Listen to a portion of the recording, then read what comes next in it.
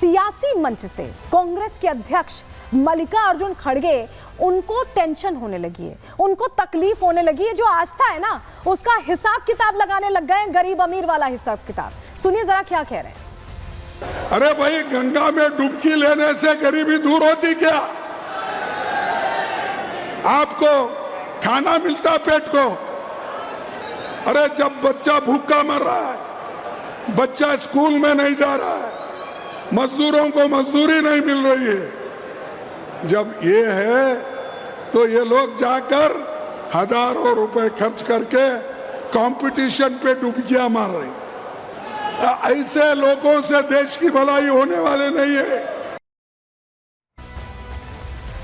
देखिए, मल्लिकार्जुन खड़गे पहुंचे थे एमपी के मऊ में, जहां मऊ में उन्होंने ये बात कही, वहां पर एक कार्यक्रम उनका था। वहां स्पेशली वो ये बयान क्यों दे रहे थे, ये अपने आप में प्रश्न है, लेकिन कई और प्रश्न हैं, जरा समझते हैं, सवाल दीजिएगा। देखिए, खड़गे कह रहे हैं कि गंगा में डुबकी लगाने से गरीबी दूर नहीं होगी, लेकिन क्या राजनीतिक मंच सजा लेने से गरीबी दूर हो जाएगी? क्योंकि आप भी तो राजनीतिक मंच सजाकर वहां इस तरह की बातें कर रहे हैं।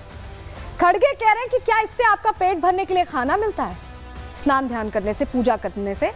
लेकिन सवाल यह है कि क्या सनातन विरोधी बयान देने से खाना मिलेगा? इस तरह का बयान देना, और ये एकदम आदत हो गई है एनडीए गठबंधन की। खड़गे कहते हैं कि लोग जाकर हजारों रुपए खर्च करके डुबकियां मार रहे हैं, तो इनके पेट में दर्द क्यों हो रहा है, ये भी मारे? सवाल तो यही है। सवाल ये है कि दूसरे धर्मों के आयोजन होते हैं तो उस पर जो खर्चा होता है उसके खर्चे को उठाते भी हैं। हज को लेकर तमाम यहाँ पर सब्सिडीज दी जाती, बंद कर दें, फिर वो भी ना करें। अगर सब धर्म सब एक जैसे हैं, सब पर सवाल नहीं खड़े करने, तो एक सनातन पर ही क्यों? सवाल ये भी है, खड़गे कह रहे हैं कि धर्म के नाम पर शोषण होगा तो हम कभी बर्दाश्त नहीं करेंगे। शोषण तो ये कर रहे हैं, इनको तो सिर्फ एक ही धर्म प्रिय है, दूसरा धर्म सनातनी धर्म से निच्चड़ है। सवाल इसीलिए है कि महाकुंभ में पहुंचने वाले श्रद्धालुओं की आस्था पर ये चोट बार बार क्यों कर रहे हैं, क्यों प्रश्न पूछ रहे हैं?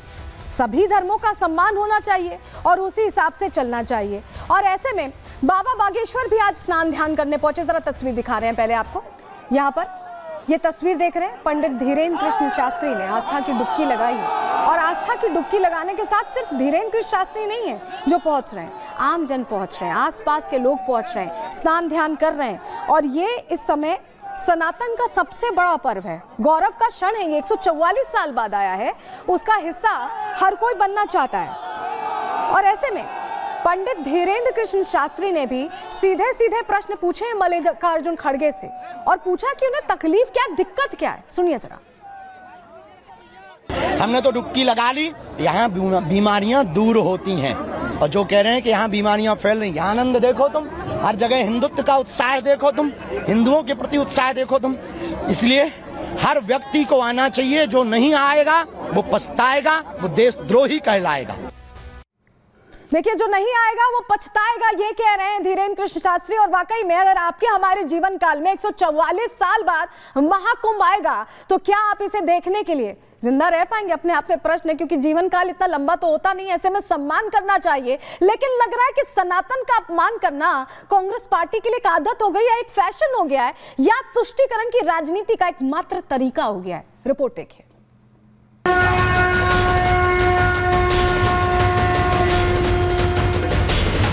अरे भाई, गंगा में डुबकी लेने से गरीबी दूर होती क्या? आपको खाना मिलता पेट को? महाकुंभ पर खड़गे का सवाल, स्नान पर क्यों सियासी बवाल? सनातनियों ने बनाया कीर्तिमान, कांग्रेस आस्था के सैलाब से परेशान। सनातनी आस्था पर सवाल उठाने वाले, सनातन विरोधी बयान देने वाले, हिंदुओं की आस्था को चोट पहुंचाने वाले कांग्रेस पार्टी के अध्यक्ष मल्लिकार्जुन खड़गे अब खुद सवालों में घिर गए हैं। वजह है उनका बयान, जिसमें खड़गे ने संगम में डुबकी को गरीबी से जोड़ दिया, आस्था को पेट भरने से जोड़ दिया। लेकिन अब खड़गे के इसी बयान पर बीजेपी हमलावर है। कांग्रेस पार्टी के मुंह से अनायास स्वतः निकलता है, क्योंकि उनकी सहज प्रवृत्ति का हिस्सा है भारतीय संस्कृति, हिंदू धर्म और सनातन धर्म के ऊपर घटिया, ओछे, आपत्तिजनक बयान। खड़गे साहब की उम्र हो गई है, वो रह रह के खड़क जाते हैं। इस बार तो ऐसा खड़गे कि कुंभ पे ही प्रश्न चिन्ह उठा दिए उन्होंने। 130 करोड़ हिंदू जो पूरे विश्व भर में हैं, उनकी आस्था पर प्रश्न उठा दिया। ये वही खड़गे है जो कहता था कि मोदी आएगा तो सनातन आ जाएगा। ऐसे व्यक्तियों से कोई सहानुभूति नहीं होनी चाहिए। इतना ही नहीं, बीजेपी नेता आरोप लगा रहे हैं कि सनातन को लगातार गाली देना गांधी नेहरू परिवार के नेताओं की आदत बन गई है। सनातन का अपमान करना फैशन बन गया है। गांधी नेहरू परिवार की सनातन विरोधी मानसिकता के दरबार में चापलूसी करने वाले नेताओं को सनातन और सनातन आस्था का विरोध करना एक फैशन बन गया है, एक आदत बन गया है। वहीं केंद्रीय मंत्री रामदास अठावले ने खड़गे के बयान को हिंदू धर्म का बड़ा अपमान बताया। कहा कि ऐसा करना खड़गे के लिए ठीक नहीं है। इसी तरह का टिप्पणी करना ठीक नहीं है। नदी में डुबकी मारने का या मारने का मतलब एक परंपरा है, तो उसके मुताबिक मुझे लगता है कि वहाँ जो भी मतलब मल्लिकार्जुन खड़गे ने बयान दिया है बहुत बड़ा निषेधार्थ है और ये मतलब हिंदू धर्म का बहुत बड़ा अपमान है। बीजेपी के साथ साथ गठबंधन के नेता भी जहां कांग्रेस और खड़गे पर निशाना साध रहे हैं, तो वहीं चुनौती भी दी है। बीजेपी नेताओं ने खड़गे को ललकारते हुए कहा है कि अगर कांग्रेस में हिम्मत हो तो वो ये कहकर दिखाए कि किसी इफ्तार पार्टी में जाने से गरीबी नहीं मिट सकती। अब सवाल है कि क्या खड़गे ने ये बयान देकर सेल्फ गोल कर लिया है? Bureau report, Republic Bharat. अब चलिए जरा आपको तस्वीर दिखा देते हैं। 5 तस्वीरें हम आपके सामने रख रहे हैं जो बताएंगे कि सनातन को लेकर किसी में फर्क नहीं होता। राजनेता पहुंच रहे हैं, आम श्रद्धालु पहुंच रहे हैं, बड़े बड़े उद्योगपति पहुंच रहे हैं, अभिनेता भी पहुंच रहे हैं और सिंगर्स भी पहुंच रहे हैं। ये आप समझिए कि जो सारे लोग हैं अलग अलग विधाओं से हैं, अलग अलग जगहों से हैं, लेकिन इन सब में एक चीज कॉमन आपको दिख रही है, वो है आस्था। आस्था की वजह से ही ये तमाम लोग पहुंच रहे हैं स्नान करने। और क्योंकि ये पूछा है खड़गे साहब ने कि क्या गरीबी मिटेगी, तो जी मिटेगी। हम बता रहे हैं कैसे मिटेगी, सुनिए। महाकुंभ से अर्थव्यवस्था को रफ्तार मिल रही है। कैसे मिल रही है? 2 लाख करोड़ का व्यापार होने की उम्मीद जाहिर की गई। जिस तरह के आंकड़े हैं, आप सोचिए आसपास के शहरों में व्यापारों को प्रोत्साहन मिला। भाई जो पहुंच रहा है वो अलग अलग शहरों में भी तो दर्शन के लिए पहुंच रहा है।